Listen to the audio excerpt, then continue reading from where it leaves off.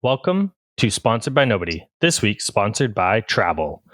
It is sometimes fun. It is July 2024, and we are playing Pokemon Misfit Island Episode 2. We are using the homebrew of the Wild Word system, and I am Ian the Professor. We have X playing Y. Howdy, I'm Austin, playing Travis the Illuminator this session. Hello, I'm Cabe. I'm playing Augustus the Guide. I'm Dylan. I'm playing Nero the Ace. And I'm Taylor, playing Axel the biologist. Excellent. So listeners, last session was just our rough intro. So thank you for coming back for our episode 1 of actual playing, but episode 2 of, listeners get it. Anywho, players, you all basically put in your resumes for a chance at a lifetime. The AEther Foundation in Alola has been working on dimensional travel and research through other dimensions. They've used all sorts of Pokemon, legendaries, non-legendaries, to help with their research. And recently, they found Hoopa has a secret little kind of pocket dimension where Hoopa has been, for lack of better words, dropping random Pokemon and people from all sorts of dimensions and times and spaces on this little island. And it seems to have affected how Pokemon evolve, how Pokemon grow, what they learn, just different things. And it's quite interesting. The AEther Foundation is very intrigued to see what's going on there and to see how people would react to that world and how Pokemon would react to that island and dimension. So they put out a request searching for all trainers, all explorers, researchers, anyone and everyone could put in their, resume to get a chance to go to this island. And they would pick 4 people to go. On this unpaid internship. Yeah, exactly. Unpaid internship. Well, hey, I don't know about you guys. I signed for 75% of the treasure, but I don't know. Do they not sign in blood anymore? No, is that not how we do these? They said contracts? as much as I could carry, but there was parentheses around that, so that was a little concerning. I could totally see them being like Lord Farquaad. Some of you may die, but that's a sacrifice I'm willing to make. Exactly. You all had private interviews, which after a series of interviews, you went to a private interview where they offered you the job and you all accepted. They gave you kind of terms for your acceptance. You can keep those a secret. You can share those, whatever you guys want to do. But yes, the 4 of you find yourselves in a room together, seated around a table. There's, a map of the island kind of pictured on the wall. There's, different things here and there. They're just kind of, they put out some coffee and tea, a little bit of cookies, and just get you guys to get to know each other a little bit. So if you guys could go around and kind of introduce yourselves. Oh, it's always me first. Alphabetical first. You know how it is, buddy. It's true. My character's name is Illuminator Travis. I decided to come here after my obsession with drawing and maps sent me to the only place that really isn't mapped anymore. Corner to corner, the Earth is boring, but whole new land made just for people and things. But what could be better? Plus, it's what kind of new things will I find over there? Paints, medicines, artistic opportunities waiting to be captured. For all we know, you could just find another medium. You could find another form of clay that turns into a wicked tablet or something. We'll figure something out. Here we go, psychedelic pollens. Oh, right. Oh, man, and the mushrooms. We will be traversing many a wild area. Are we going to still stick to alphabetical? Too late. I'm already there. Augustus the guide.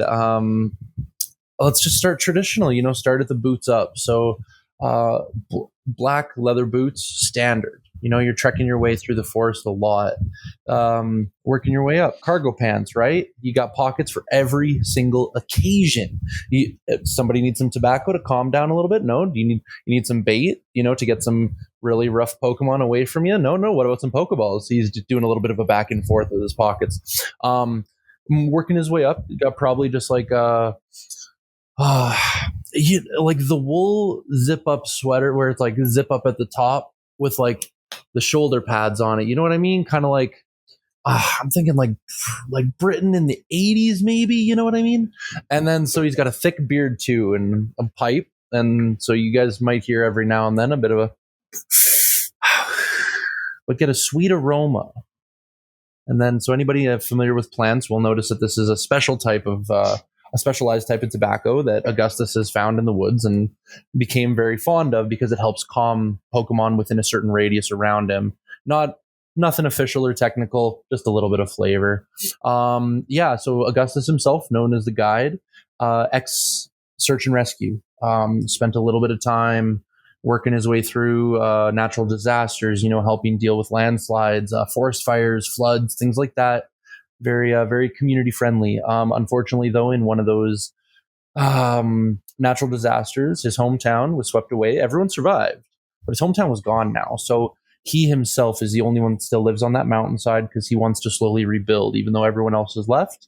So he stayed there. And his grandchildren are all grown up, and him and his wife just enjoy it. But he heard the call to adventure and knew that there would be some pretty wild trails out there and some unforeseen forest and biomes that he felt the spark again.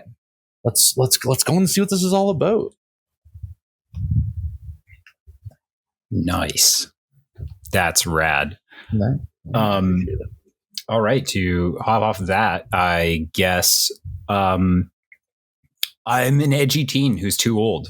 I'm too old to be an edgy teen now. I'm an edgy 20-something. And let's see how to describe him. Cocky, surefire grin. Not entirely the shallow guy that you'd see as like an obvious foible, but a legitimate tough enemy. You know what I mean?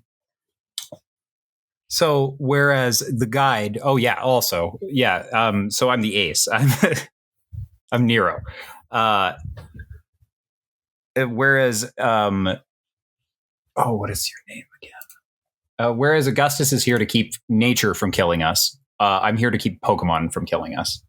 And I have, an additional objective to map out certain anchor points on the island, which will send data back to the Foundation while I'm kicking around. But mostly I'm here to rumble with tough Pokemon and hopefully capture something completely rad. I'm Axel Vex, and the little guy sitting on my head, that's Ditto. I'm basically here to research absolutely everything and anything I possibly can to know about the Pokemon of this world. I can pretty much go anywhere undetected, roughly give or take. I've got a handy ghillie suit and binoculars for seeing as far as possible. I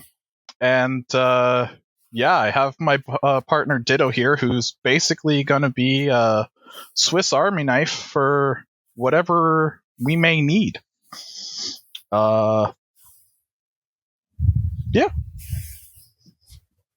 Excellent.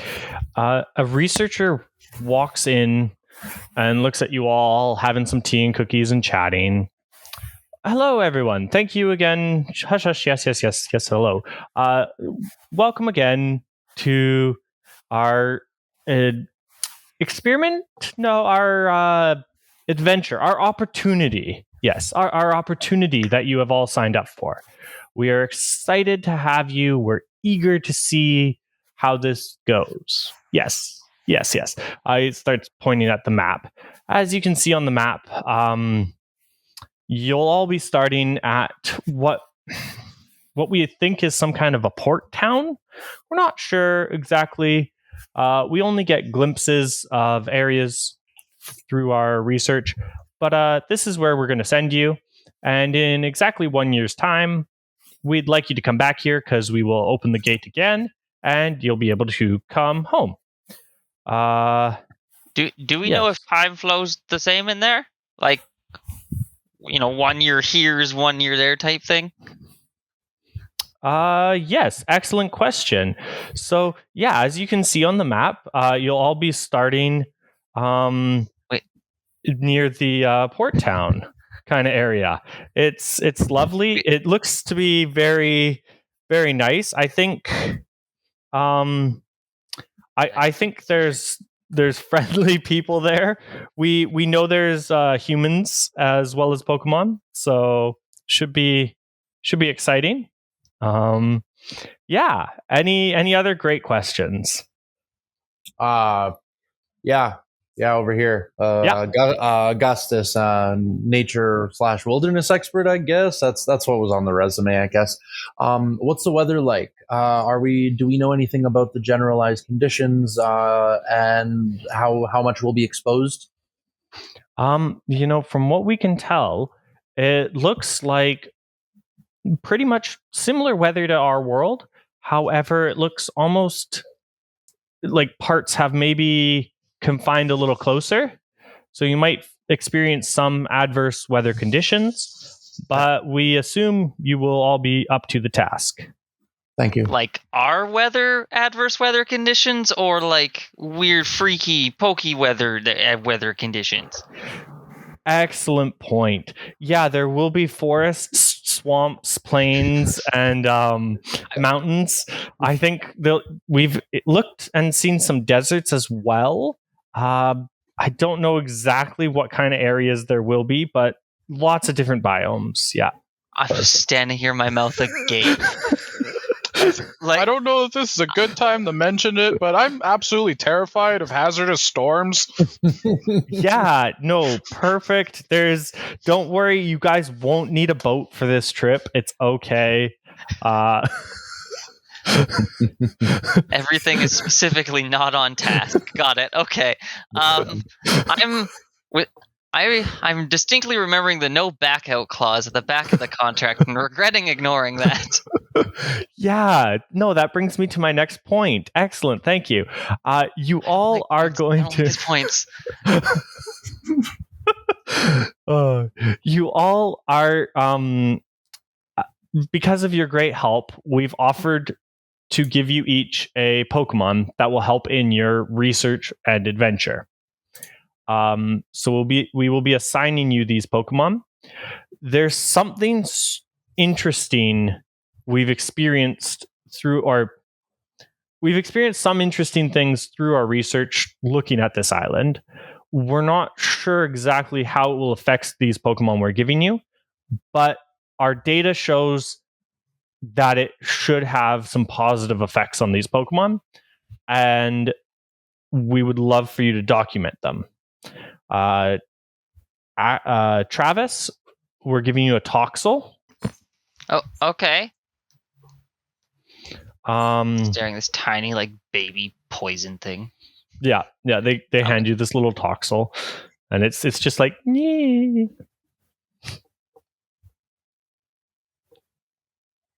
Yep. I shall cherish it always.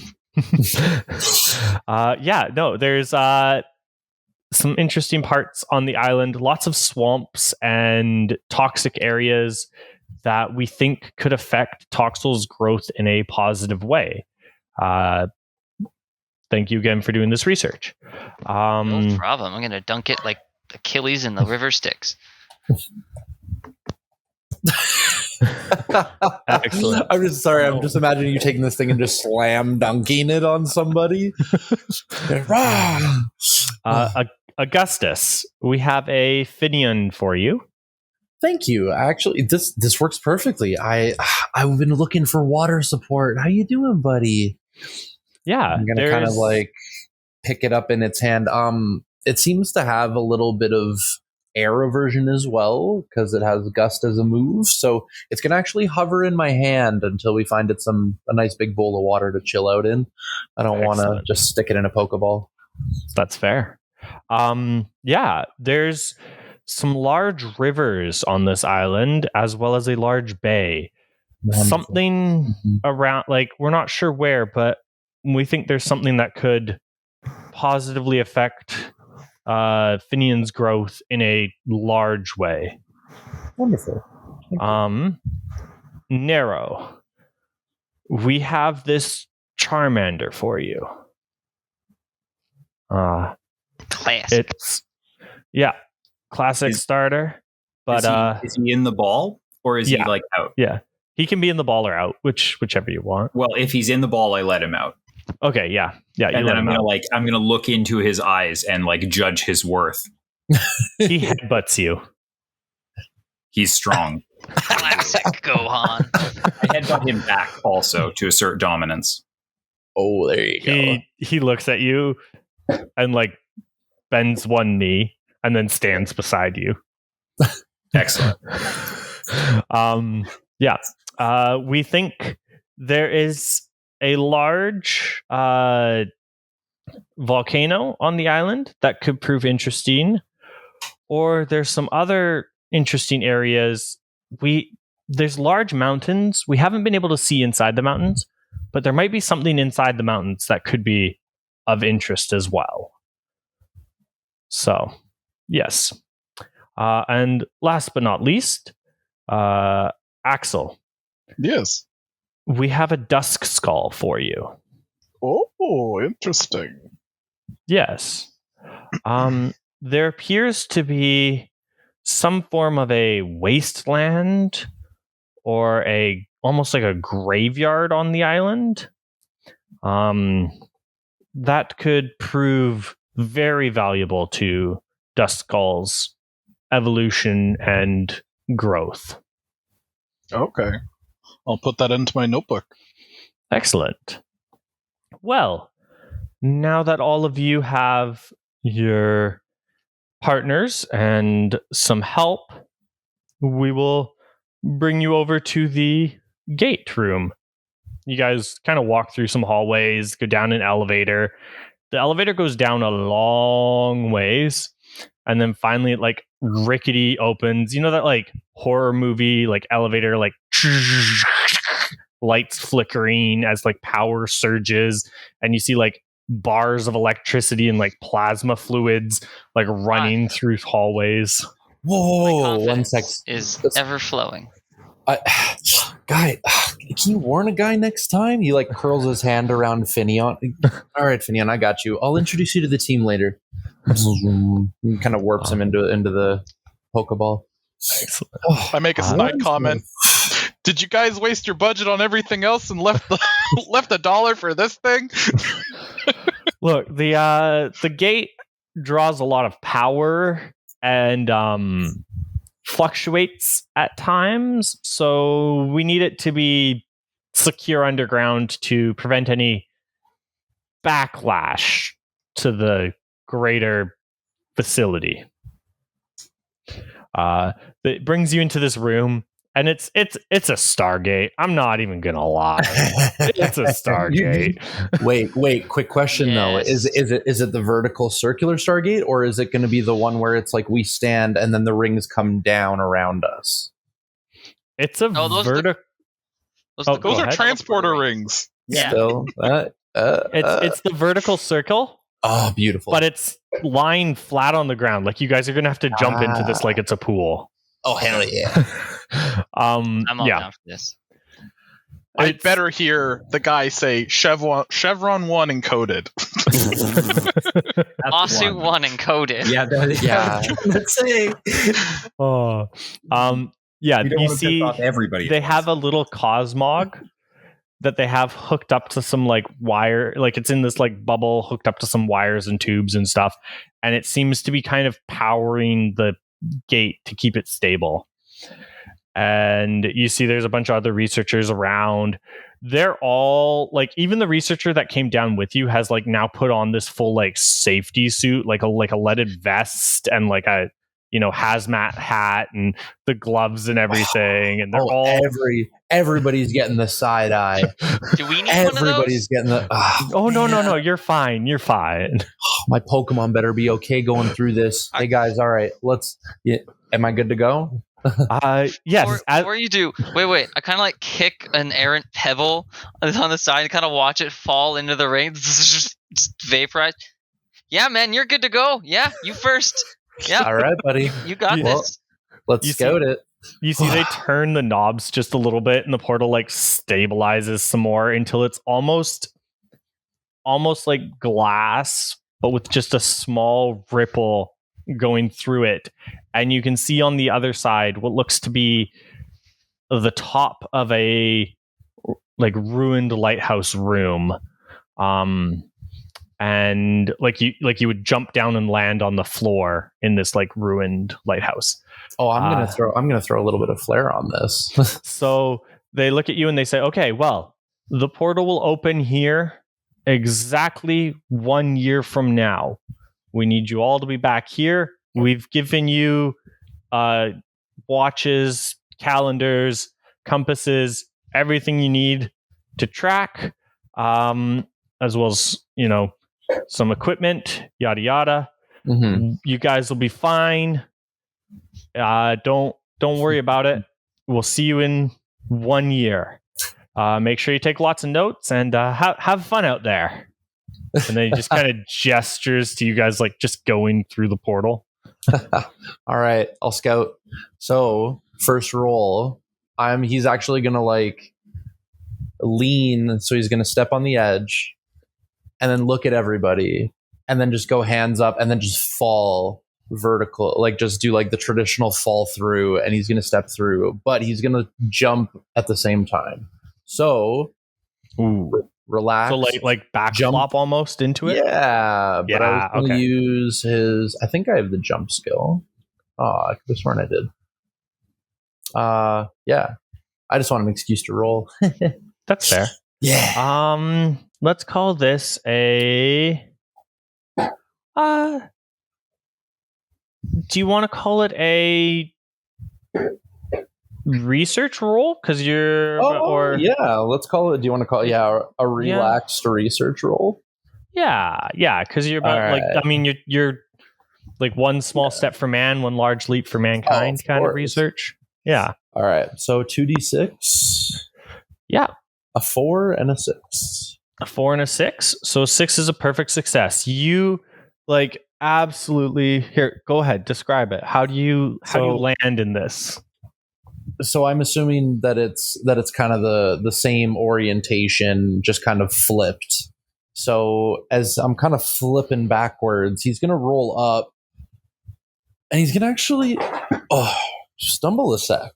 Well, I mean, they worked, and I'm here, but didn't expect it to go so smoothly, I'll be honest. Whew, okay. All right, guys, quick fan out. Check it. And so he's going to actually, in one motion, he has like a quick pull on his belt, and he's going to quickly whip it, and all of his Pokeballs are going to pop into the air, and everyone's going to pop out. And so can you describe, you said it was a ruined lighthouse? Yeah. Sorry, I'm taking a sec to just... No. Drop Go ahead.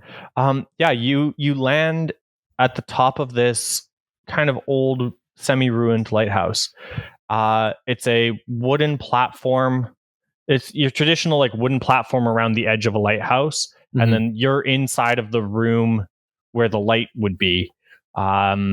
There looks to be a large mirror and a place for a bonfire, because you can guess they maybe don't have electricity here. They might not. You're not sure, but like a bonfire would go there, and they have a large polished piece of metal mirror kind of thing that looks like it can rotate around the fire to just reflect it. Okay.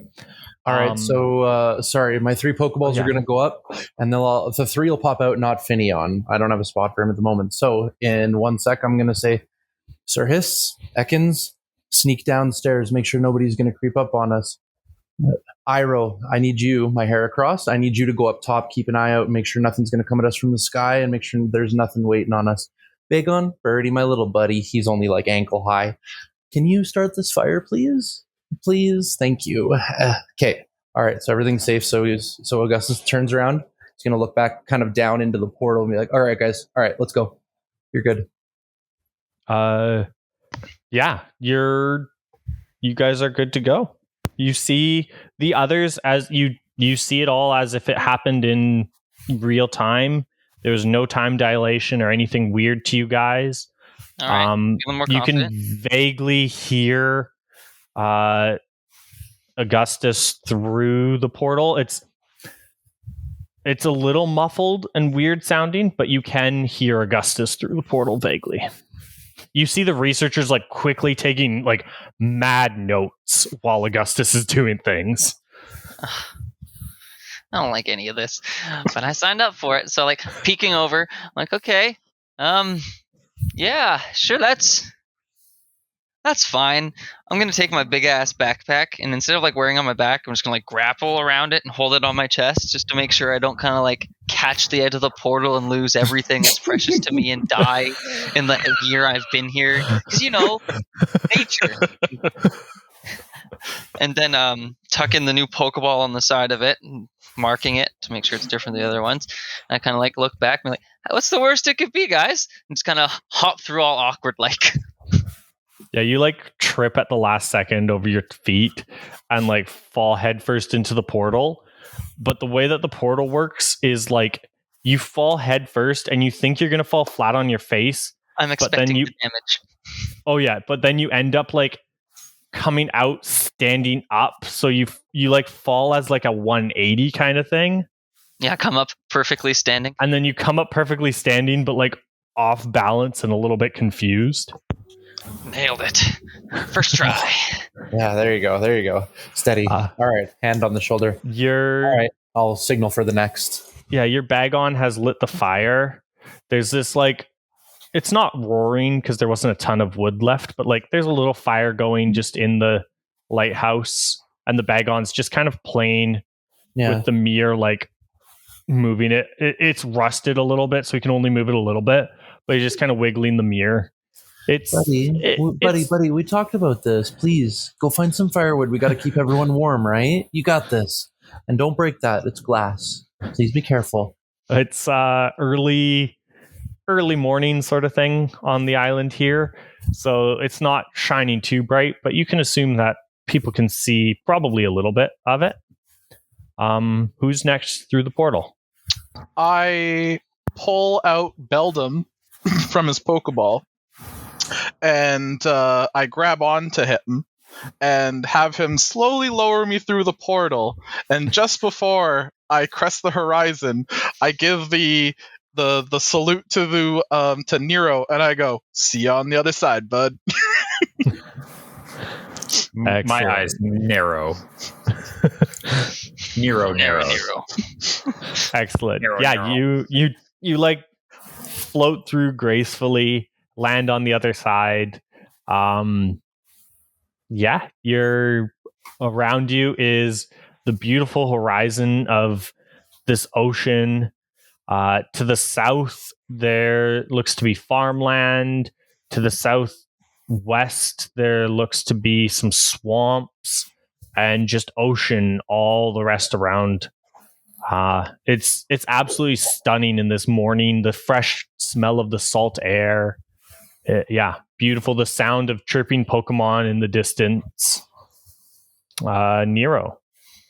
Now that all of my companions are gone through the portal, I'm going to be like, okay, I can let down my act for a second, and I'm going to be like, come here, Charmander. And I'm going to like scoop him up and like hold him like up against my chest, and then I'm going to like shield him as I walk through. Aww.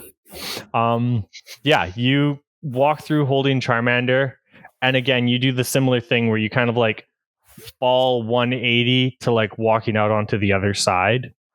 And as you get over to the other side, Charmander, being the awesome guy that he is, hops like onto your shoulder. So he's not like, as you like crest through that portal and he knows he's now safe, he hops onto your shoulder so that you don't get caught like snuggling him. Instead, he looks like he's just hanging on your shoulder. We're cool. Yeah. Okay. Cool guy or a backup. Yeah. You guys all make it through the portal. Again, beautiful day on the other side. You see a researcher fully clad in safety gear with a like large shield kind of now in front of them. Kind of leans over the portal. He's got like a ton of safety like harnesses and ropes and like a chain, like what presumably to the wall. And he leans over the portal and he goes, "See you in 1 year. Have a great time. Enjoy the adventure. Shut down the portal. Shut down the portal." Is there something like a pokey radiation we should be concerned about? Like, what kind of spectrum exists for 1,000 different Pokemon? I also didn't like the fact that they were keeping the portal powered and stable with, what did you say it was? It was a little Cosmog. I know, but we are beyond that in technology. I get it. You did work for the AEther Foundation. I know. So you have a little bit of an insight. You do know that Cosmog is a legendary class Pokemon. So they can't actually contain him. He just kind of chooses to work with them for as long as he wants to. And so you know that, like, if he didn't want to be there, he could potentially get away. Now, obviously, they could do something sinister and trap him. He is helping for the most part of his own free will, or their own free will. It's just the Pokemon and cage thing. That's all. That's fair. That's fair. All. Oh yeah. Fair. Once I find water, my Finneon's not going back in its Pokeball either. Nice. So I'm going to be, seeing as we're high up, I'm assuming lighthouse, I'm going to take advantage of this. Now I'm getting like the new dawn light. Yeah. As I say, it's early morning. Like, beautiful day. Start making a reference map guide using whatever landmarks I can see from us is now the center point of our exploration. And I'm helping you out by using my binocular headset and calling out what I'm seeing from farther away. Thank you kindly. And then, do you want to roll a research roll with advantage, one of you? If you're doing this, I've got 2 for that. So, I'll let him do that. I've got the eloquence, so I'll be able to write it down accurately. Nice. Yeah. I'm just bringing up my dice roller. I'm grabbing my obsidian dice. Nice. What dice was it again? So this would probably be either relaxed or careful. Yeah, either a relaxed or careful roll. I've got both. Yeah, that's why I'm. That's why one, I'm. So that's 1d6. Yeah, so there's 1d6 there, Taylor. Yeah. Okay. And then you'll get 2 from your research. Okay. So that's 3d6, and then I'll give you 1 for the advantage because you and Travis are working together. Okay. So 4d6 total. Yeah. Does my headset give me anything, like my binoculars, or no? Yeah, I'll give you an advantage for your binoculars. Actually, yes. Okay. And I have a cartographer's kit.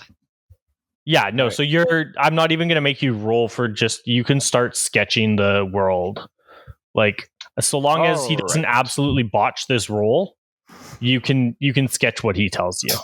I got a 6, 2 5s, and 2 3s.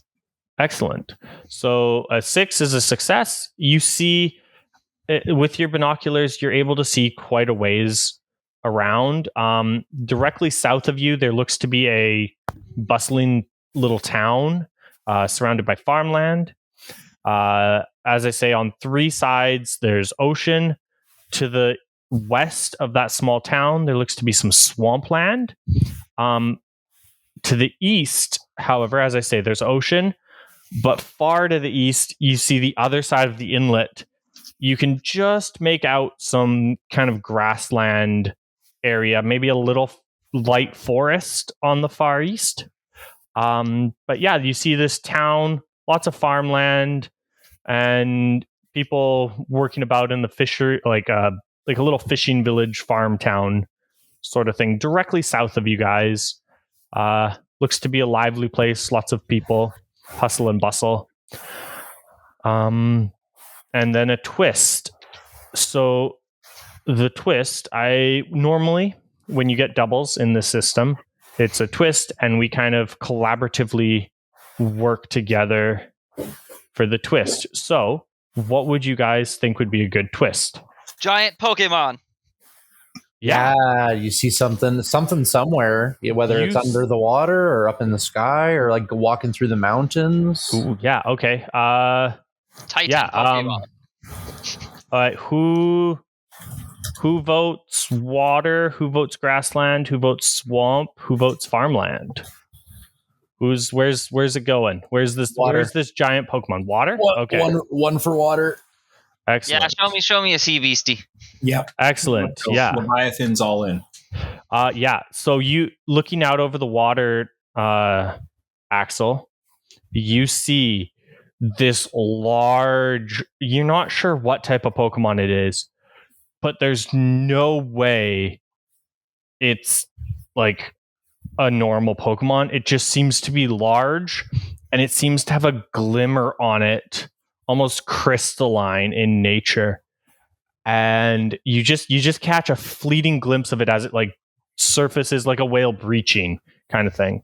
But it's not a whalmer. You know that. It's as large as a whalmer maybe, but like it's not a whalmer.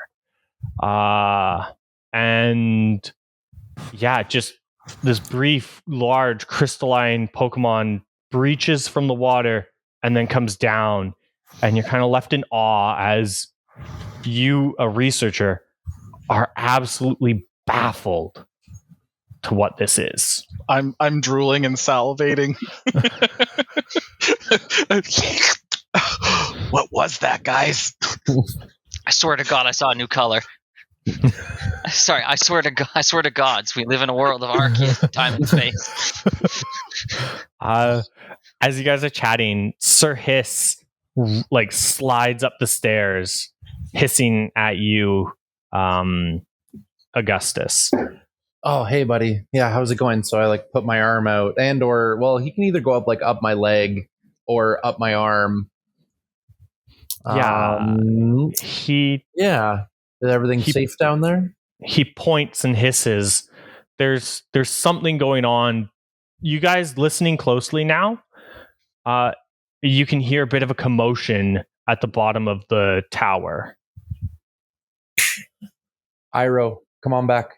And you're going to see a Heracross kind of flit down the stairs. And he's going to stand on one side. And then Sir Hiss is going to wrap around my one arm. And then Birdie, go hide. I'll call you when we're good, okay, buddy? And my Bagon's going to kind of run off to the side and go find a little safe spot to hide. Excellent. I'm going to have my Ditto copy into a Heracross. Yeah, you're like your Ditto can do that. That's actually this is a perfect moment to actually ask about that. Is so we were discussing about Ditto. So Ditto taking one of the two moveset. So is that going to be from my moveset? Yes, it'll be from your moveset. All right. So you have two options, Taylor. Then for your Ditto, Aerial Ace or Brick Break, flying and fighting respectively. I'll go with Brick Break. Perfect. Okay. So then on your character sheet here, in the benefits, injuries, and tracks, you can just put Ditto Brick Break fighting.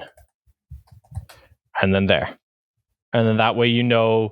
Oh, wait. Heracross. Sorry. Heracross. Oh, yeah, I see. Yeah. Cool. And then there. So that way...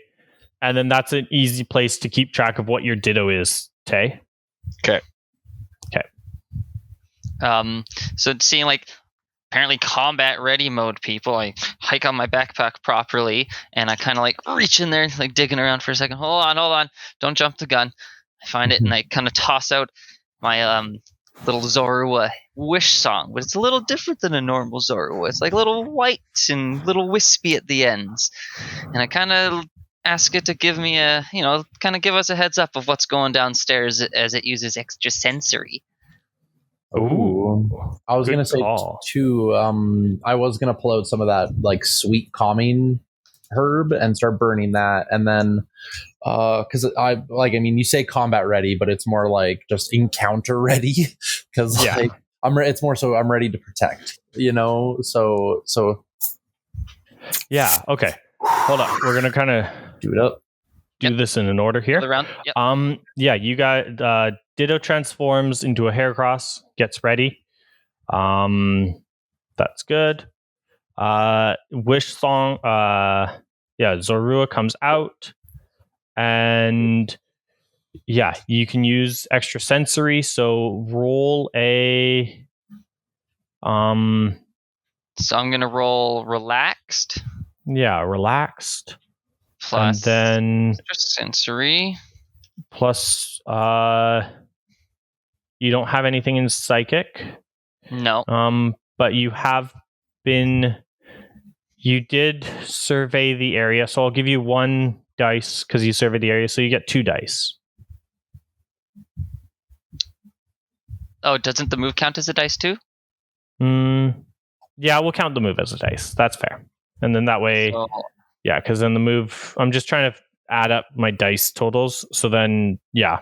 Okay, so rolling my 3 dice. I got 5, 1, 3. 5. All right. Yeah. Your Zorua. You don't know exactly what's down there, but Zorua like tenses and is ready for a fight. Okay, I'm gonna trust my wish song here. She's been with me for quite a while. Excellent. So I'm gonna kind of like let people know. So she's not. We don't really do combat a lot. We don't like to get in trouble if we can avoid it. She's gotten really good at that, and I trust her instincts more times than I can count, and I've been hurt less more times than I can count. Fair. I leap down the stairs. Yeah. You I'm not like bringing out any of my Pokemon, just me and Charmander. Let's go. Let's go hard. You and Charmander power slide down the like stair railing. Yeah. And land at the bottom where the doorway has like kind of broken apart and part of the walls fallen. So you're able to see out clearly. There is a young lad, probably 13, 14 maybe. And really quick. All of you were given 12 Pokeballs by the AEther Foundation. They wouldn't let you take any more than 12 each.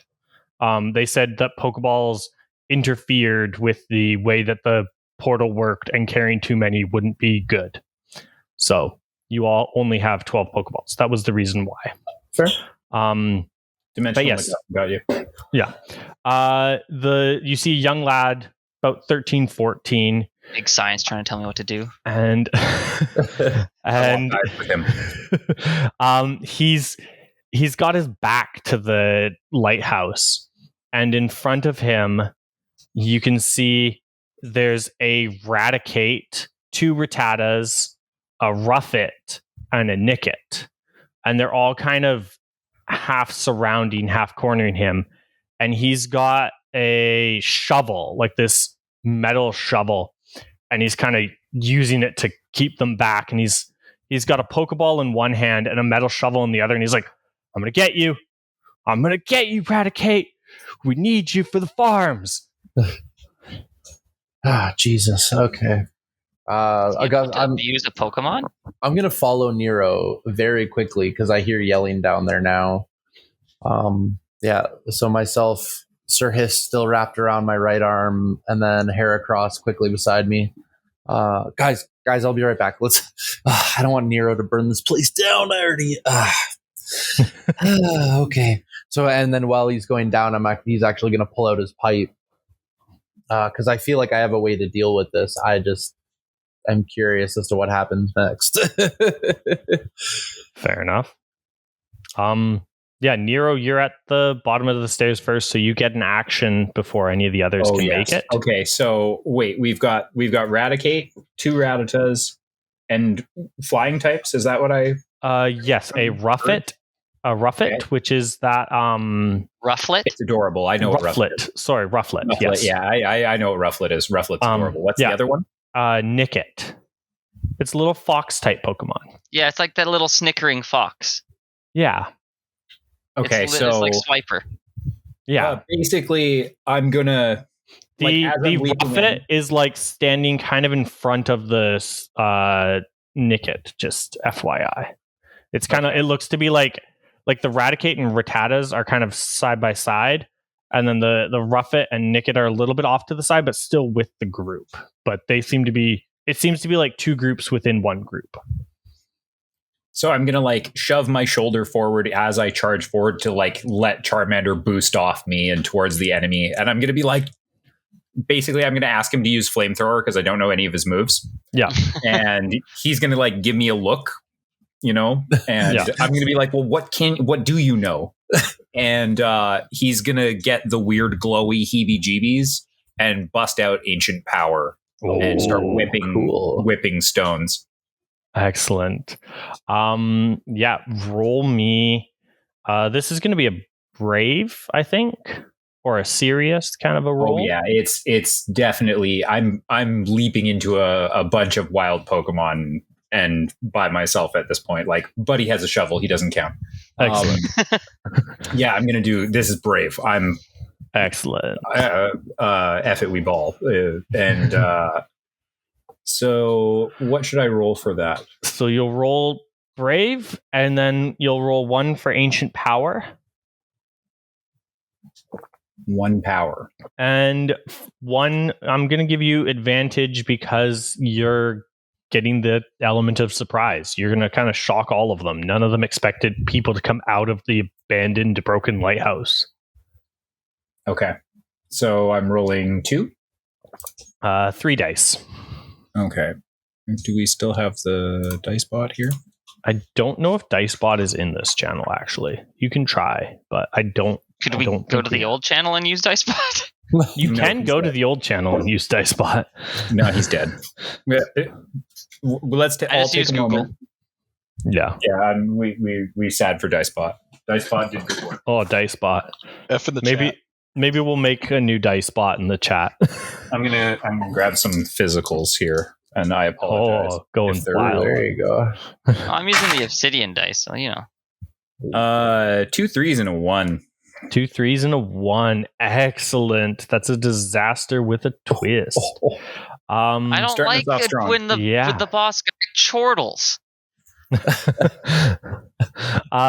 So Charmander leaps off of your arm and does like a roll through the air, only to land like he was gonna like do a 360 kind of roll, land in front of the Raticate and start hucking stones. Like you knew that's what he was gonna do.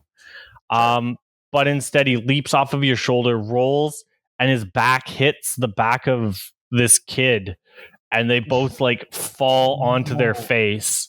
Oh, tragic. The twist Get him, is Raticate! Charmander still just starts hucking like stones everywhere. And so Charmander is going to take a point of damage from getting hit by these stones, but he's also going to hit a few of the other Pokemon with some stones as well. So they're going to kind of they're moving back a little bit. They did not expect this. Yeah. So Charmander takes a point of damage? Yeah. Yes. I would assume Charmander gets wrecked. Okay. Then we have Augustus. As you like just round the corner and you see Charmander whipping stones on the back of this like young teenager. Oh, jeez. Okay, all right. So jumping down, he's gonna. I'm trying to think about how to kind of word it or articulate it. So he's running down, and so when he's halfway down the stairs, is it like a straight? Like, describe the staircase to me. Is it spiral? Is it straight, square? Is it at an angle? It's like a spiral around the outside of the building, kind of like, or Okay, like the right. inside, but like along the wall. 'Cause along it's the like a wall lighthouse. of the Yeah. Okay, I see you. Okay, so I'm gonna come down and I'm gonna look over my shoulder because Heracross is right behind me. And I'm gonna say, all right. spicy floor. Let's go. And so what's going to happen is I'm going to whip my arm up, and Sir Hiss is going to use acid spray in the air above everybody to land in between and in front of the wild Pokemon. And then while it's in the air, Heracross is going to jump and use Aerial Ace to flap his wings so that it goes where we want it to go. Does that make sense? So this is going to be like a complex action. Yeah, it is. So excellent. Throwing it up into the air and then using the beat of Heracross's wings to propel it in between, so it's in front of everybody in in a protective radius. So I'm going to say the Aerial Ace is the key factor, because where Heracross directs it is going to be more important. That'll be the aim, for sure. Ekin or Sir Hiss using acid spray, he can do that. Yeah. Heracross actively aiming it is going to be tricky. So that's going to be a flying roll with disadvantage, because you're coming on. I have a point. May I debate that I have a point in flying, so it'll be a straight roll? Oh, no. So how disadvantage works in this system? So you'll get to roll your nature, which will probably be sociable because they're working together. Yeah. Okay. Yeah, because you're working together. You'll get to roll your flying dice. Okay. And you'll get one dice again for the move you're using, which is Aerial Ace. Okay. And then how disadvantage works is you roll those 3 dice and you take away the highest dice. Okay. All right. Sounds good. I will roll 3 dice right now. Yeah. The reason you're getting disadvantage on this is because you're rounding that corner and you're in a split second trying to make this, and it's a complex move. This isn't something. Oh, for sure. You might have rehearsed it once or twice, but this isn't something you've trained your whole life. A singular move. Yeah. No, I feel you. Under pressure. Yeah. So my rolls end up being a 2 and a 3. Excellent. So you. Ooh, that's spicy. Okay. Let me see here. Stop being that's spicy. Well, anytime you guys roll a fail, that's good. Okay. All right. We're good. You guys,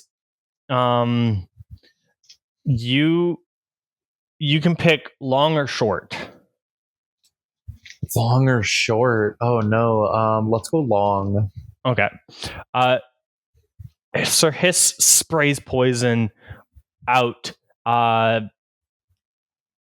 Nero, you see this acid spray clear your head just by a little bit, clears Charmander and the kid, and Heracross trying to use some wind and wings to maneuver it, but it's not quite working, and the acid spray just soars and it lands and it hits the Raticate and Rattatas directly. Damn it. They are starting to screech, and they run away from the getting hit by that. They scurry back into the bushes as fast as they can. The Rufflet and Nickit turn, and seeing this start to look as if they want to back away, but they're still not quite sure. They're poised on the edge. As the Raticate's running away, this kid throws Charmander off of him fairly roughly with his shovel, actually. And he's like, "Hey, what the heck? I had that Raticate right where I wanted him. What are you guys doing?" I'm going to walk over to him and grab him by his collar, and I'd be like, "We saved your dumbass." And then I'm going to look down at Charmander, and I'll be like, "You okay?" Charmander just brushes it off and kind of does one of those stand up and shake, and he's good. He's fine. You're right. He's not worth it. I let him go. The kid's just "Hey, you trying to interfere with important village business?" And he's waving his shovel in front of you. Sir. Augustus is gonna do the hand up, be like, hey, There will always be another Raticate. There was a lot for you to deal with, okay? can't just We're say obviously that, not from man. around here. I do not care. Please. Okay? We'll find you another... There will be another Raticate around, but better than you getting hurt. He looks at you. Turn around and head back And- upwards. Yeah, he looks at you and he's like, I had him. Yeah, sure, you say there will be another Raticate, but you don't know what it's like. You're not from around this village. And he's waving his shovel, just kind of getting mad. And he has the one Pokeball in one hand and the shovel in the other. And as he's waving his shovel and like yelling at you, you see just out of the corner of your eye, you see a flash. And the Ruffit has thrown the Nickit, and Nickit grabs what looks like 2 Pokeballs off of this kid's belt and like power slides into the woods, and the Ruffit just dives after it, flying away. The kid. Oh, go ahead. As I see this happening, I bring out Duskull and I tell it to pursue them, to see roughly where they go and to come back to me. Ooh, excellent. Yeah, Duskull starts like charging after them. Roll me. Actually, we'll get to how Duskull gets back to you later. You can roll when he comes back. Okay. Yeah. Perfect. So, yeah, you guys are all downstairs at this point, I take it? Yes, sir. Yeah. Yes. Augustus is gonna whistle. Augustus is gonna whistle and call Birdie. Is a little big on, so he's gonna jaunt his way down the stairs. My little buddy, good hiding, buddy. So I'm gonna pick him up and kind of like trying to think. Shoulder, yeah, shoulder. Excellent. This kid, after like losing those 2 Pokeballs on his belt, he just like slumps to his knees and then falls back on his like butt, and he's sitting there in front of you guys, and he just starts crying. He's like, "Why? I just wanted to help the village. I thought I could do something. The old man just won't do anything, and I could help. I could have helped if you guys hadn't interrupted me. I could have helped." Were you gonna kill that Raticate? No, I wanted to catch it. With I the needed shovel. it. Everyone awkwardly. With the shovel. Like, How do you? With the shovel. How else are you gonna weaken a Pokemon? you use I don't have any you can set Pokemon. traps. You can. There's a few different things that you can do. The balls he lost were empty. He just let that drop. The amount that I care just went down so much. I'll sacrifice 2 of mine. You know what? Here, kid. I'll let you feel good. I'll give this kid 2 Pokeballs straight up. Okay, hold up. You give the 2 Pokeballs. Are you calling Duskull back for reals? Well, how far is Duskull right now that I can see? I don't know. You can't. He went into the forest. He can hear you, but like, are you calling him back? I'm gonna call him back, but I'm gonna kind of keep a mental note of which, Direction he went. Okay. Yeah, so that way like if we want to go that way, we can. Okay. The direction they went was towards town. But yeah, Duskull comes back to you. The kid, Augustus, as you hand this kid 2 Pokeballs, and you're like, what do you say to him? There'll always be another Raticate, kid. Like, it's gonna be okay. And then the thing is, like, I know that there's probably not a lot of money floating around, and you're in a weird spot. Where are you from originally? The kid just kind of looks at you, and he like takes the Pokeballs from your hand gingerly but like quickly, and he puts them very carefully in his pocket, and he's like, "You guys really aren't from around here, are you?" No. Yeah, no. And he like stands up and he kind of rolls his shoulders a little bit, and he's like, I'm pretty important around these parts, and I can show you around for some for a price kind of thing. I can give you some good tips, and I can help you guys out. Oh yeah, for a few more Pokeballs, I can. Did you just say for a price? I just gave you 2 free Pokeballs.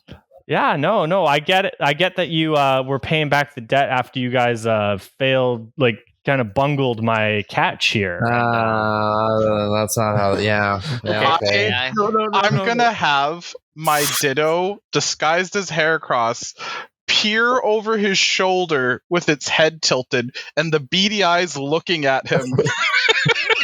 Like, are you for real?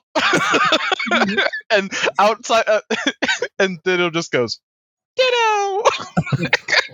To strike fear into him. Oh, man. I just cross my arms and nod. Yeah, Ditto has a point. This kid kind of just like looks at you guys. He's like, "Yeah, okay, fair enough. It's okay. I'll give you this one. I'll give you this one." So, but I'm going to use my eloquence here. But I'll say, if you do, be of particular help, there may be Pokeballs or the like in your future. So hang around us, kid. Ooh, okay.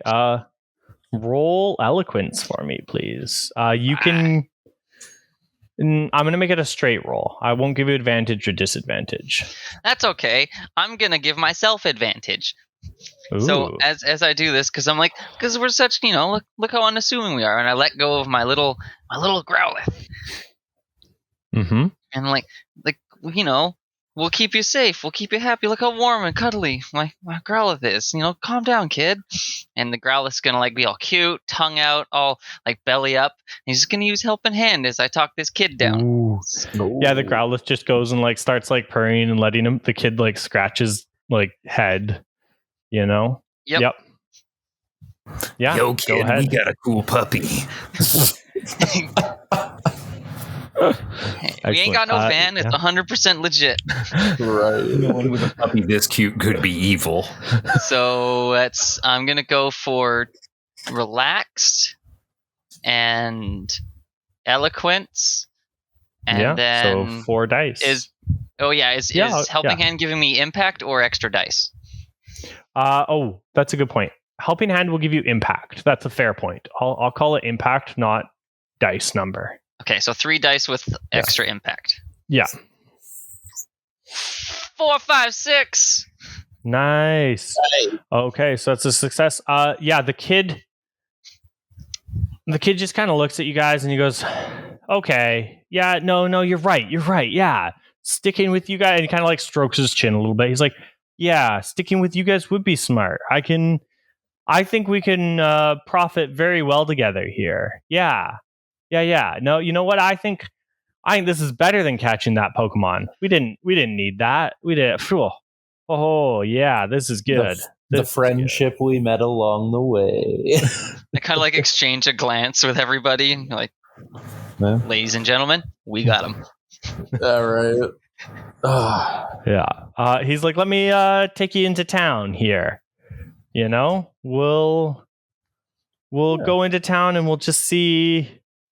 We'll see how those old farts handle some new people coming into town. Some people who you guys you seem like smart folks. You seem pretty good. And he starts walking and bringing you guys towards town.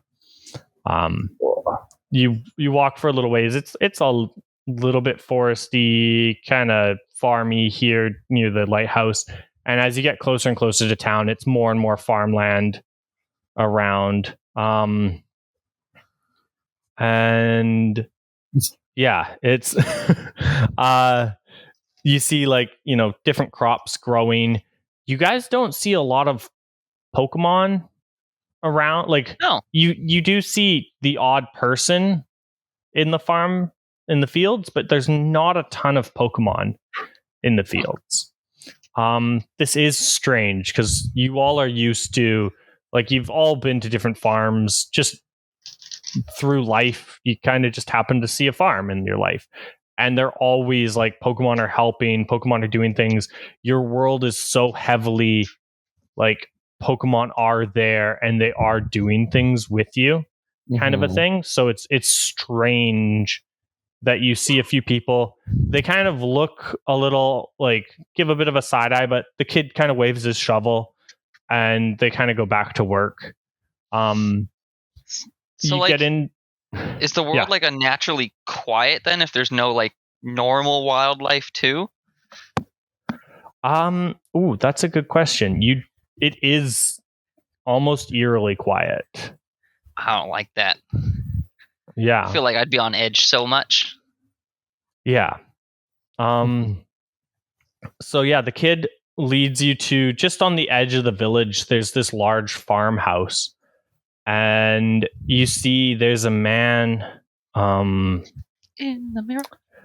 There's this like older, kind of bearded, gruff looking farmer. You know, the overalls, big muscles, covered in dirt and mud, and just looks like this guy has been working since he was little and is now quite old.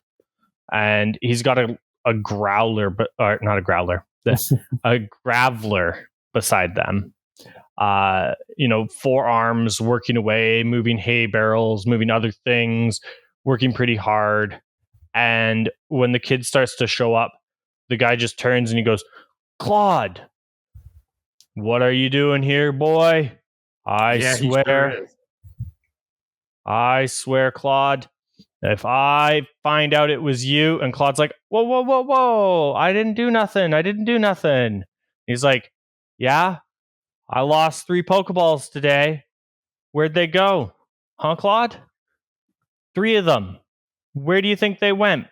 I swear if it was you, I'm gonna get you, boy." And he's, no, it wasn't me. I didn't take nothing. Why would I have taken any Pokeballs? You know me. I'm good.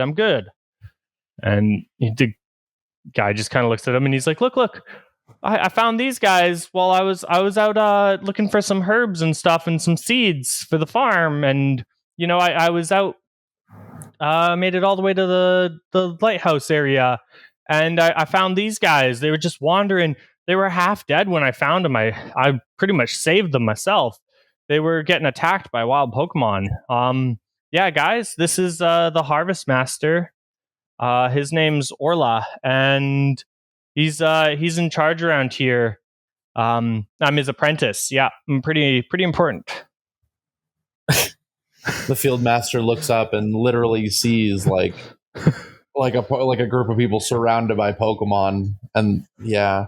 Oh I'm yeah, gonna you side- guys I'm all gonna you guys side-eye all this have your kid Pokemon again. out. Yeah, Yeah, he Bagon's looks on my Like, I one have- shoulder, Harrigross my is at my Growlithe hip. and my Yeah, I have like Growlithe Crond and my Wish Song Zorua out. Yeah.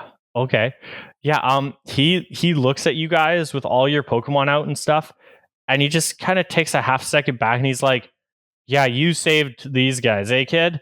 And he walks over, and he kind of grabs the kid like around, like he puts his arm around him, sort of thing, and he's like, "Claude, I swear, one of these days you're gonna get yourself into a lie too big. Now go start doing some work." And he kind of pushes him away, and he's like, "So, what actually happened here, gents? And what are you looking to do in town?" And the Graveler just kind of puts some stuff down and comes over to just kind of size you guys up a little bit. I have Ditto copy the Graveler and basically mimic what it's doing. Just sizing Ooh. everybody up. Oh, sure, that's not antagonistic at all. Oh, no, Ditto's transforming into new things. Yeah, Ditto transforms into the Growler. The guy kind of takes a step back and he's like, I don't. Okay, state your business. And he turns back, like Claude was starting to shovel something. He's like, "Claude, go get the chief." And We saved your boy. We're friendly. Stupid. yeah, I I'll look at the others a little bit. Stupid but friendly. I'll be the judge of that. He kind of looks at you guys. He's like, "So you say you saved Claude? What'd you save him from?" Himself.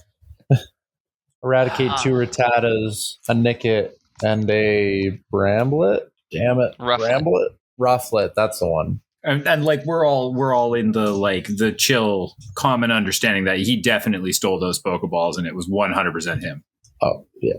Yeah. Okay, if you don't believe us, out by the lighthouse, you'll find Eradicate that has a scarred face. He won't be very happy, but he's out there. And some Pokemon out there terrorizing other Pokemon with some Pokeballs. Yeah. Wait, Claude, you guys say you saw Claude have my Pokeballs? No, sir. I said I saw some Pokemon with Pokeballs, but we have tons. Yeah, I can't confirm that they're yours, but he definitely did have some. Claude had some Pokeballs, eh? At least one. Yeah, I don't want to jump to any conclusions, but Yeah. Well I'm then, not a liar. And you guys have tons of Pokeballs, eh? Interesting. Well, I mean, besides this guy, and he kind of points at Axel and Ditto. Besides this guy, you all seem reasonably upstanding. You're very right. We try not to let him out in public, honestly. Don't let him get to you. He's okay underneath. So we're a group of researchers. We're here on an expedition. We're not from around here. We came from off island, and we heard there were some really cool things to see here. And our benefactor would like us to catalog some of the local flora and fauna for simple research purposes, and as well as map making, such as our little friend here. Everyone here in our group kind of has their role, and we're here to complete an objective. And research and compassion for this beautiful island is definitely our focus. We mean no harm to the island or its inhabitants of any species or race, and everyone should be safe. We just want to come here and explore, look around. Ditto transforms back into his default state, and he just kind of looks at him. Ditto. Forgive the chewing gum over there. He has an issue with mirroring things at inappropriate times. He looks at you. Okay.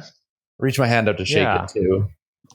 He'll shake your hand. He gives you like a very firm, gruff handshake of someone who's got calluses on his on his calluses. Oh yeah.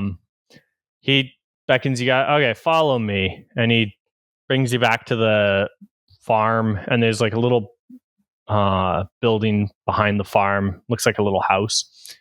And he sits down, and Graveler goes inside and comes out with a bunch of mugs of beer, and he sets them down on a table for you guys. And he sits down with you, and he goes, "So, you're from off island, eh?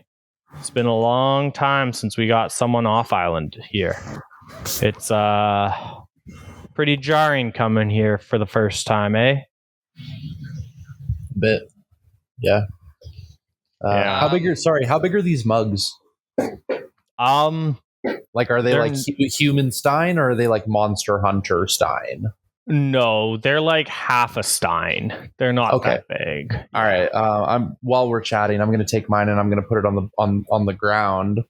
I'm going to unravel Ekans. Hey, Heracross, Ekans, you guys share. Good job today.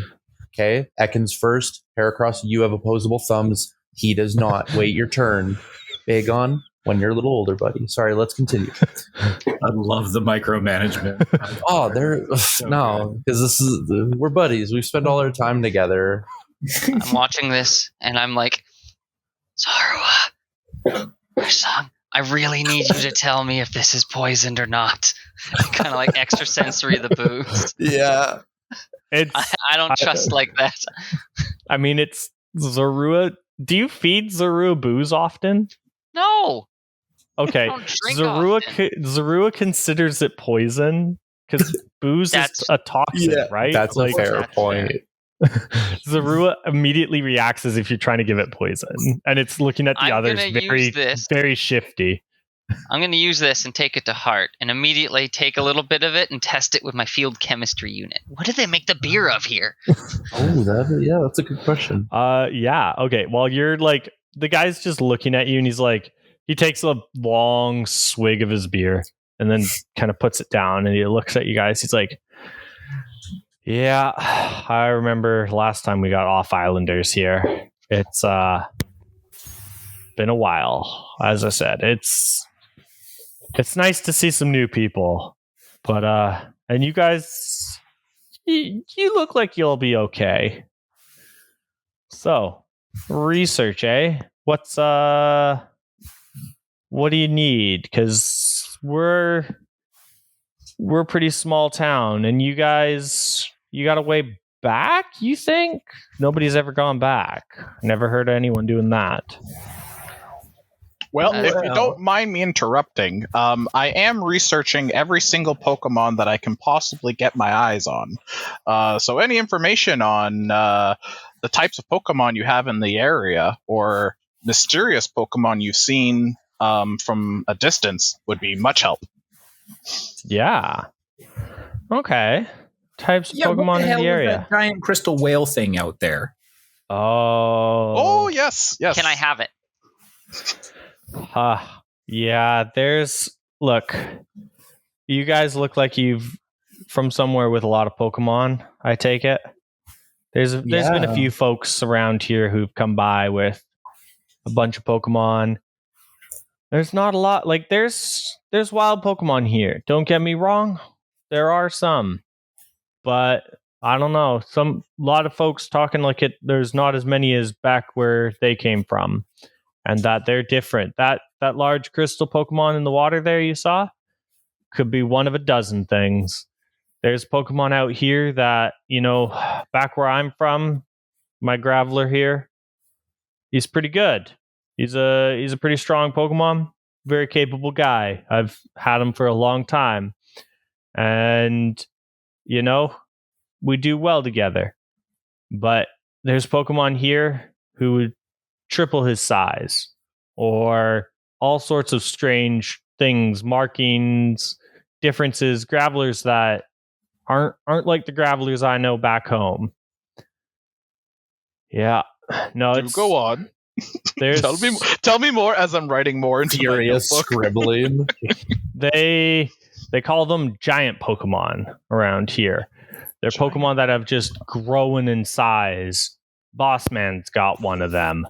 And just as he says it, this guy comes up, following Claude, half jogging, not too concerned, but as soon as he sees you guys, sees you guys having a beer, he slows down, and behind him is a Wigglytuff, and this Wigglytuff's got to be like 16 feet tall. My eyes turn into like anime heart eyes, like scribble, scribble, scribble, scribble, scribble. And yeah, and he comes by and he's like, "Everything good around here, Orla?" And he goes, "Yeah, Barry, everything's good. These guys are they're off Islanders. They're doing some research, looking into all sorts of Pokemon and stuff around here. I told them you got the biggest Wigglytuff in town, probably the biggest Wigglytuff on the island, eh?" And you see Barry turns to his Wigglytuff and he pats its tummy and he goes, "Oh yeah, me and Tough, we've been through a lot. He's as tough as they come." And you see Wigglytuff just goes, "Wigglytuff," and like double fist pumps into the air. I'm just gonna like elbow nudge.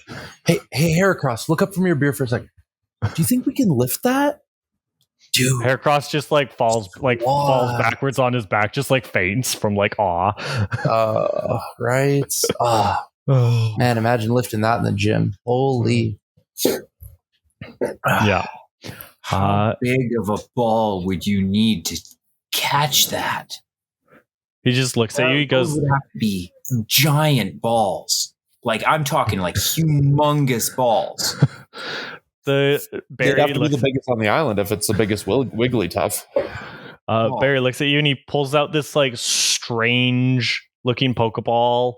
It looks like it's part acorn, part Pokeball from where you guys come from, and then part some kind of just weird machinery metal something, and he's like, I caught it in this. There's a guy in another village who makes them. Pretty useful because yeah, it's hard to get Pokeballs around here, you know? They're I ask him, I'm kind of the engineer myself. Do you mind if I take some notes on this new type of Pokeball? kind of looks at you.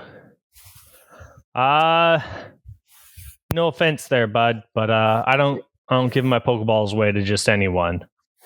Well, I don't. I won't leave with it. I just wanted to take some notes on its design.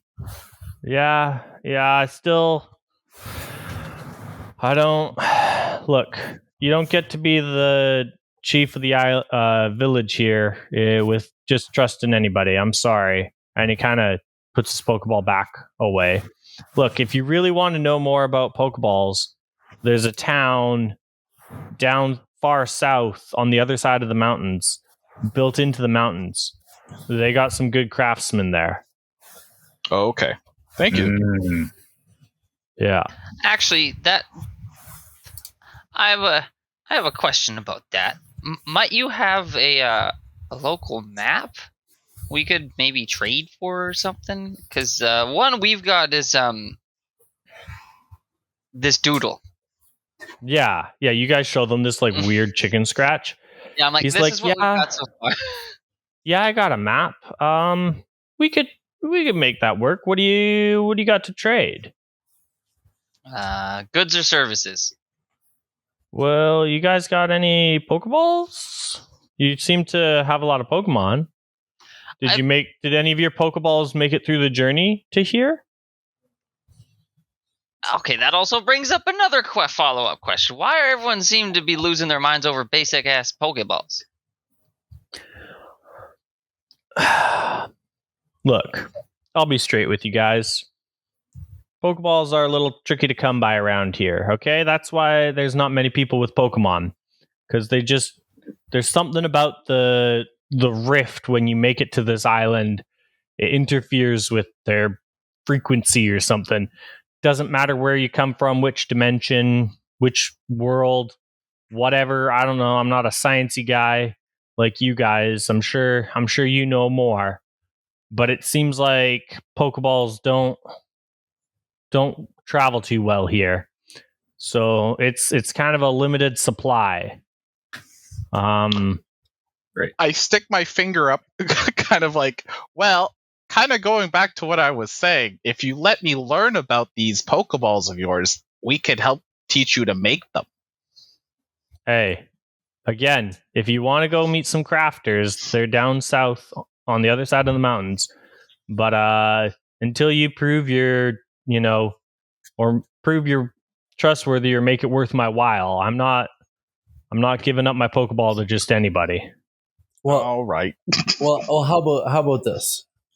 As a show of good faith, why don't we help around your kind village, and it can also help us learn the area and meet some of your fine locals, and as well too. I don't mean to throw Claude underneath the cart here, but the poor kid did lose a couple of Pokeballs earlier. Please don't discipline him too much. A couple of days out in the field should be fine, but there's a chance that we could go and retrieve them.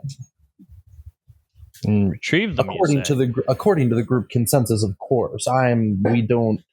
We take things by a vote for the most part. So where we go and what we do. Orla and Barry kind of look at each other, and Orla just goes, "Look, if you could get my 3 Pokeballs back, I would definitely. I'd convince Barry here to give you a map of what we know of, and especially if you do some other chores around town, we'd appreciate that." And Barry just kind of nods. He's like, "Yeah, no, I think that's fair. If Orla gets his Pokeballs back, Claude." And you see Barry grabs Claude and then kind of shoves him towards Orla because Claude was like slowly trying to sneak away, and Orla just hands him to Graveler, and Graveler just holds him. And he's just like, "Yeah, he won't be punished too bad, but That's some pretty severe things he's been doing. You know, boy's got to learn. He might be young, but he's not that young.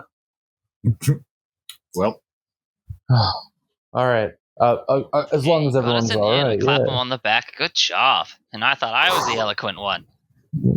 Thank you. So yeah. if you want to get my Pokeballs, that'd be great help. Otherwise, there's always lots of chores to do in the village. Well, due to the time, it's probably about midday because we showed up at the lighthouse in the morning, had the encounter, and then walked to town. So we're on the outskirts of probably like midday, early afternoon. So why don't we spend the rest of the day, as long as again there's no objections, we could spend the rest of the day helping out around town, and first thing tomorrow, we can go look at retrieving your missing Pokeballs. Sounds you're not good. wrong. Perfect. Yeah. He's gonna puff on his pipe again a bit more.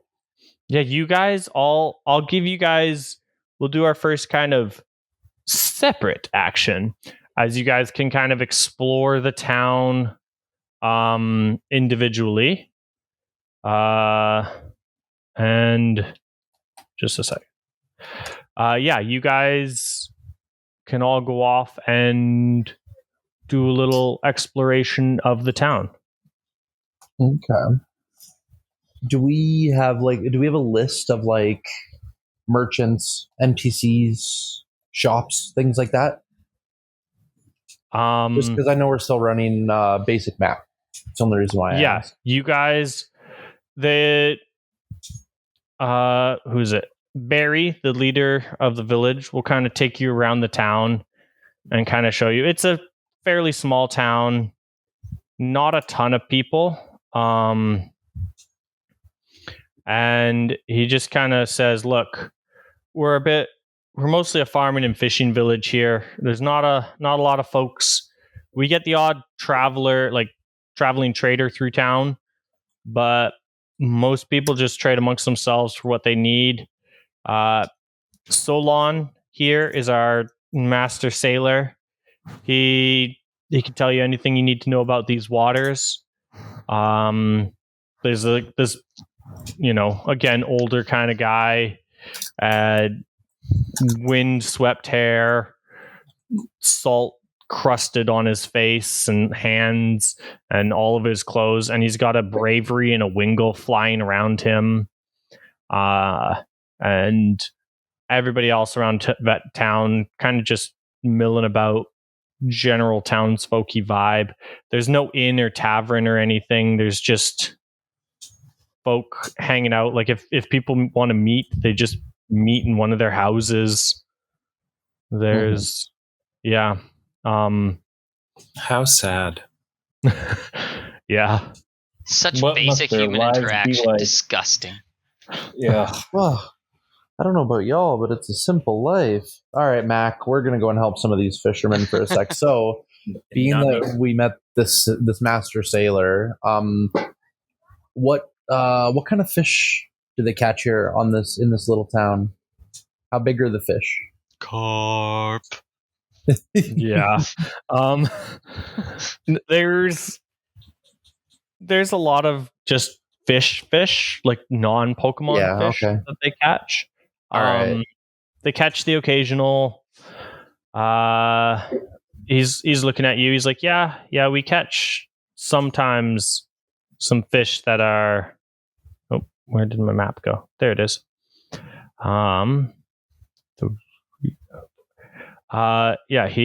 Oops, sorry. Occasionally we'll catch the odd core fish, which is like a crabby kind of Pokemon. Or Remoraid, Octillery, Primaria. Just some different Primarina. Right. That's it. Yeah. That's a seal. The Poplio. All right. So standing on this dock, I'm gonna look at the big on my shoulder and the hair across by my side and the Ekans. It's just kind of wrapping up and down different spots on my body. I'm like, all right, guys, here, let's meet our new friend. This is Mac. I'm going to throw my other Pokeball into the air, and my Finneon's going to come out into the water and be like, guys, Finneon, meet the crew. All right, we're going to call you Mac. So, Mr. Sailor Guy, I would like your farmers to stand with their nets spread as wide as possible. Finneon, we're going to try something new. I would like you to swim as deep down as you can underneath the biggest school of fish that you can, and you're going to use Gust and push that bit of air that I saw you do earlier. Shoot it straight up into the sky as hard as you can. Let's show these people what you can do, okay? So your fishermen are going to catch all the fish that they can. So, yeah. Solon kind of looks at you and he's like, yeah, we could give that a try. Why not? And he kind of takes a puff of his pipe, and he like Wingle and Bravery land on the edge of the boat and just kind of watching. We'll pivot to someone else before we come back to that. Yeah, for sure. And we'll see who else wants to do something in town here. I'm going to aid Cabe with my Piplup. I don't know which one would be more suited. Basically, I'm either going to go with Hypersonic or Bubble Beam to basically come back to me. I'm going to think about that one. Okay. Yeah, come back to me. I'm going to think about that one. You're gonna help Augustus though. Yes. Perfect. Okay. And come back to you. Can I sneak away for a bit? Yeah. Yep. You can do that. I'm going to go and just get some quiet time and space away from the group, and I'm going to pop the first of the 8 relays out of my bag, and I'm gonna release Porygon from his ball, and Porygon's going to, on my command, convert himself into digital data and basically enter the relay. And I'm going to check where I'm supposed to put it and like move him through the data there. Perfection. Yeah, I'll come back to you in a minute. And yeah. And then that just leaves Travis. Oh, what to do. No.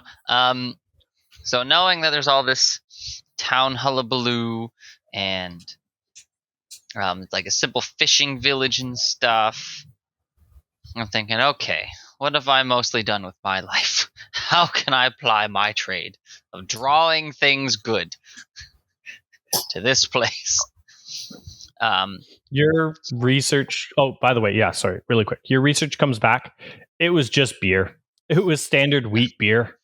Okay. Well, now I know. Yeah. So what I'm going to do is I'm going to work on providing them with just like... So I have my Growlithe. I'm going to send him out and do with my new buddy, who I realize after you guys mentioned, like, you know how we mentioned the whole, oh yeah, Pokeballs don't work so well after getting here type thing. I'm like, I'm gonna let out my other Pokemon, make sure I don't have some like type of missing number inside one of my balls. Fair enough. And I'm gonna basically go out and help between with my Growlithe and my Trapinch named Fractera. I'm gonna go out and basically help them clear land and to help develop the town, so they can kind of speed up development, so everything's a bit nicer. Ooh, very nice. Okay. Perfect. Well, again, we'll come back to you. We'll go back to sorry, still working. Axel and Augustus. The two of you are working together with Finian and Piplup. Yeah. So yeah, basically I'm just going to be having Piplup use its hypersonic to basically stun the fish so that they don't swim away from, like, 'cause I assume the fish are going to be swimming in a group. Yeah. So hypersonic to stun, and then that way the gust can get as much of them. But yes. Yeah. Huh?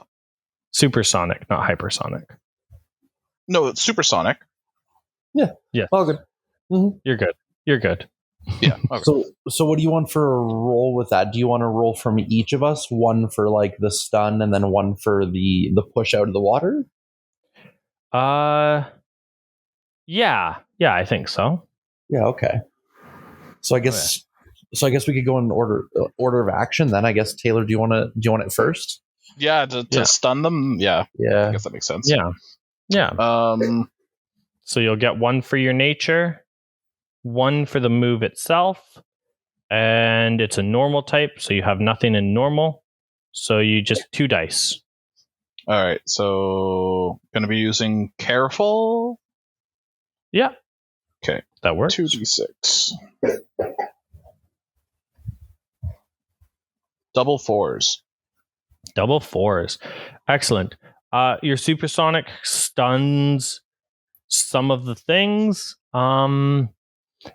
like some fish, but the conflict is Piplup's going to get swept away in this net, and you're going to end up having to cut Piplup out of the net afterwards.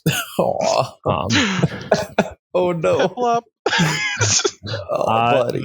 The twist is you're going to Just catch a keep Pokemon swimming. in this net along with you're going to catch a Pokemon because you guys are stirring up the seabed Yeah. and trying to get some Pokemon.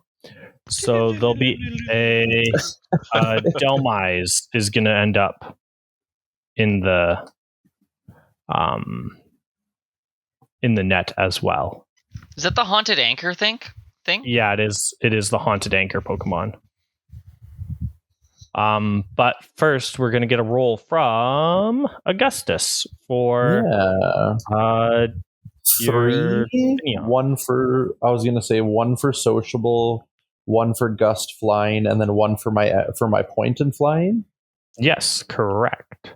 Okay, cool. All right, so 3d6, 6, 6, and 1. 6, 6, and 1. Perfect.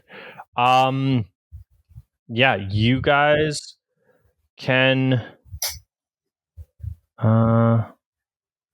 Okay, so 6, 6, and 1. That's a success. And what do you want the twist to be? So this net.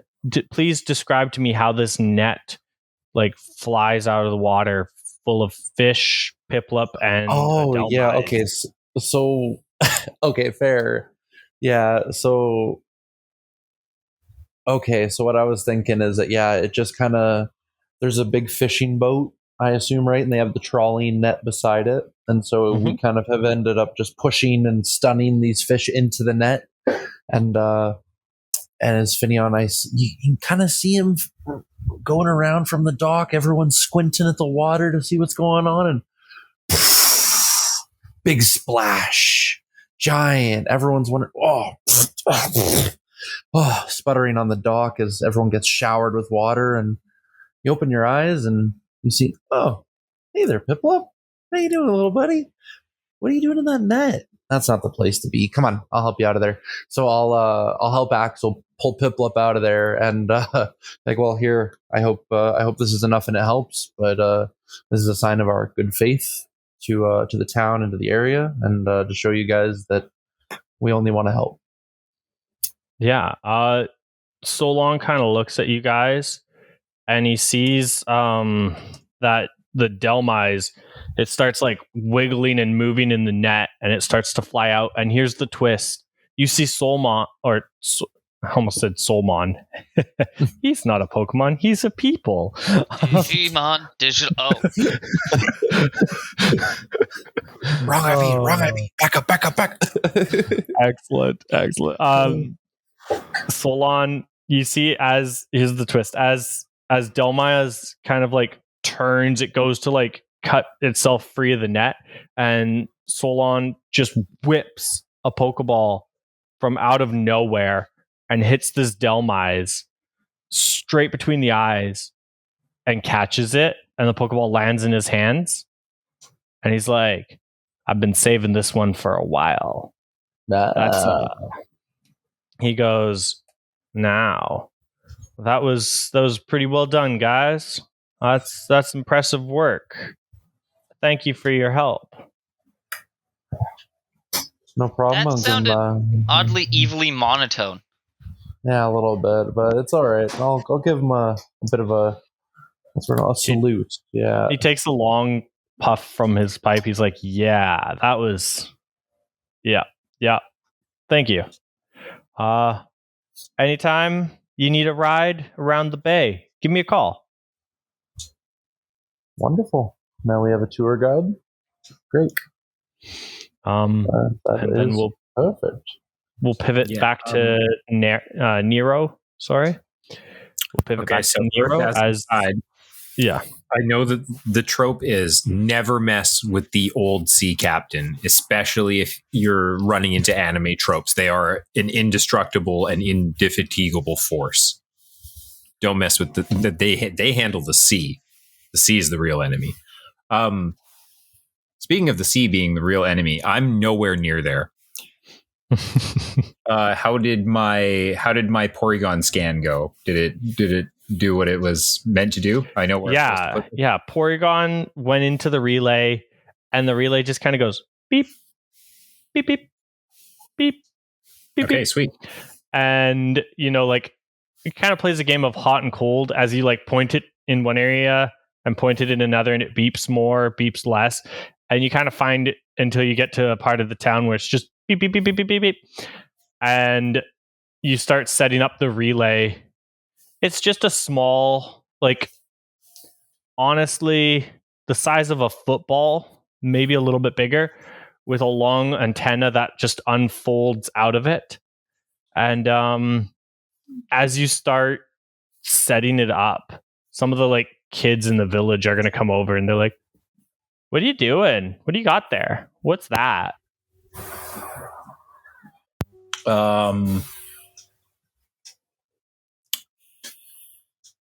It's a Pokemon radar. Ooh.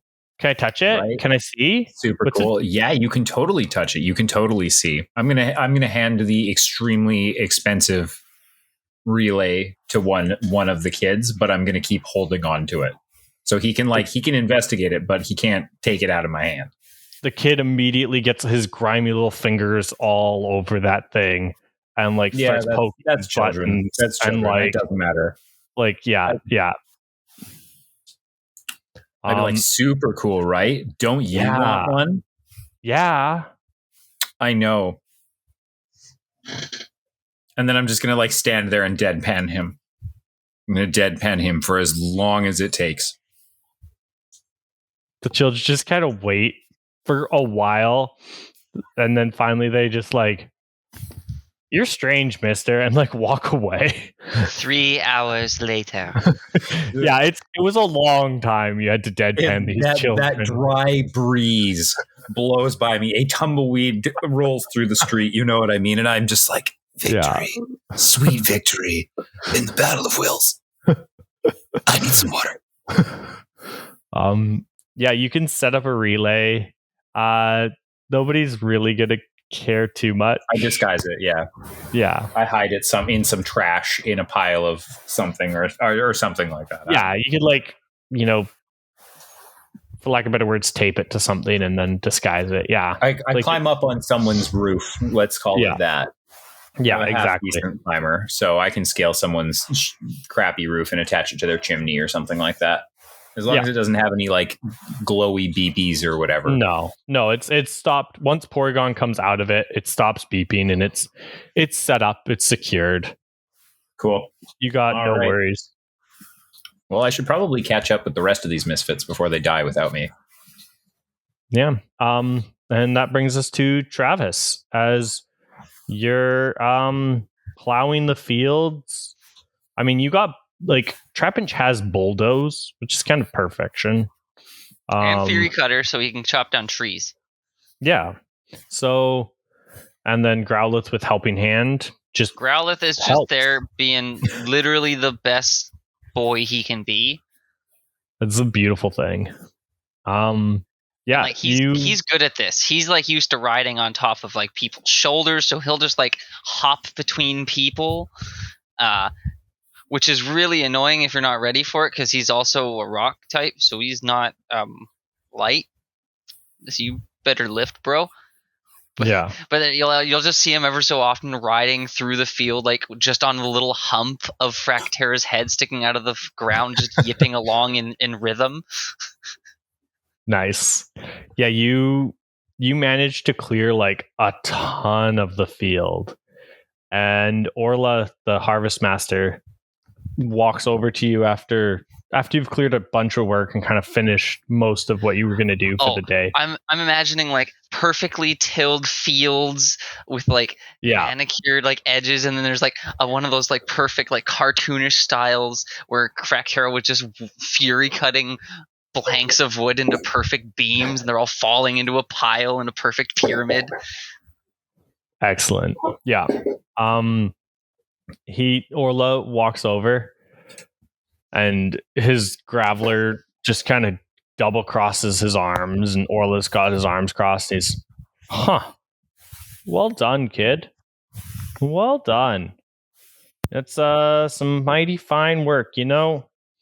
I give Claude heck because he's always talking about how we need more Pokemon in the village, and if only we had more Pokemon, we could do more. And I'm the type of guy who likes to get my own hands dirty. But you've done some good work here with your Pokemon. I don't think there's any Pokemon around here we can use, but if we caught some of the Pokemon on the other side of the island, maybe they could be helpful in the village. Oh, what's over there? I haven't been over there myself in a long time, but Solon every now and then will do some trading. You know, he'll go across the bay when the weather's nice, and he says they got lots of horse type Pokemon and a lot of helping type Pokemon. Good for the village, but it's a tricky crossing, and I too needed over here to do it, and Claude's too anxious to go that far and too eager. He wants it. He's always trying to catch Eradicate. What's Eradicate gonna do? Probably decimate most of the trees in the area with Hyperfang. I'm really gonna say Hyperfang ain't no slouch, man. I've seen men die, cleaved in half instantly. The horror. I go into like a PTSD kind of like flashback. This is why we don't mention Monty Python around him. Somebody say a rabbit. No, okay. Anyways, let's not go down that rabbit hole. Hey. But, wait, a bay? You saying that this lighthouse is not on the edge of the ocean? That's just a bay? No, Yes. The lighthouse is at the tippy, is like at the top It's at corner, the tip right? of the bay. Yeah.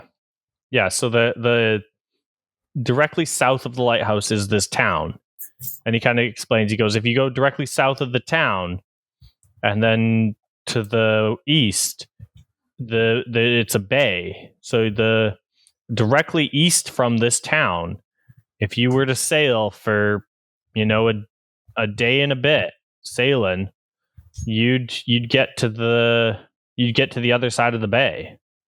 This is why we need a map. I'm furiously writing down notes. This is super important for me. My notes before were ocean south, village east. The village was east. The north ocean, farm town south. Yeah, there you go. And I'm just frantically like, look at these extra verbs, the nouns. I've been doing the same thing the best I can. Do you guys have a name for this town?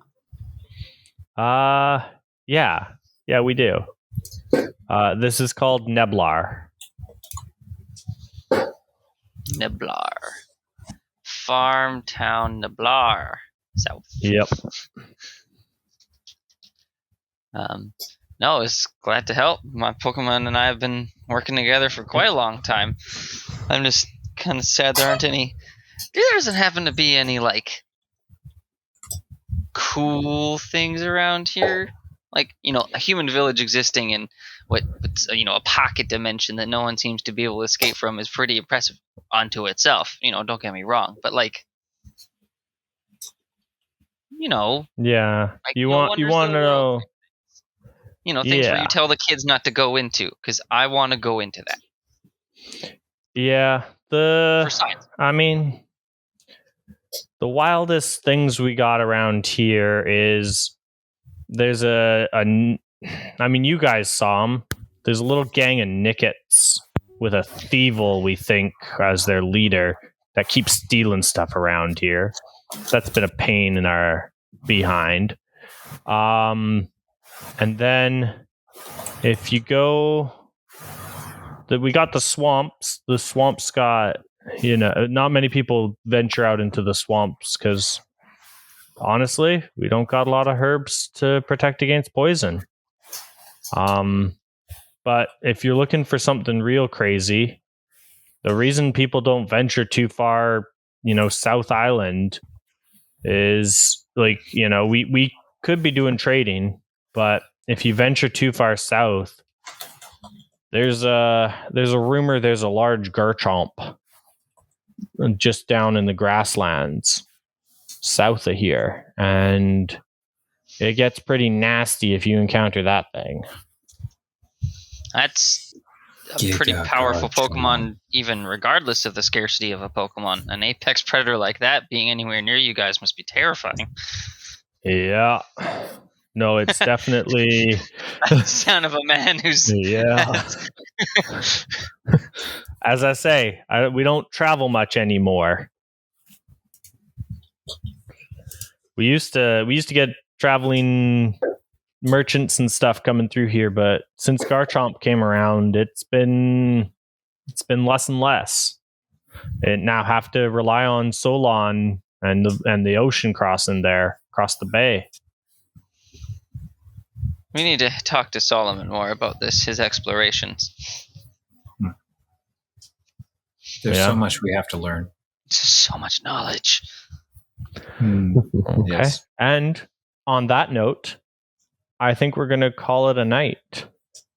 You guys have started your exploration of this island, and the seeds of interest have slowly been planted.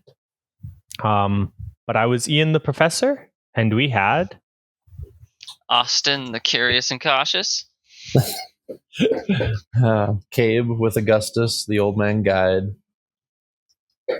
Nero the Headstrong. Taylor, Axel, the curious biologist. excellent. And we're sponsored by nobody.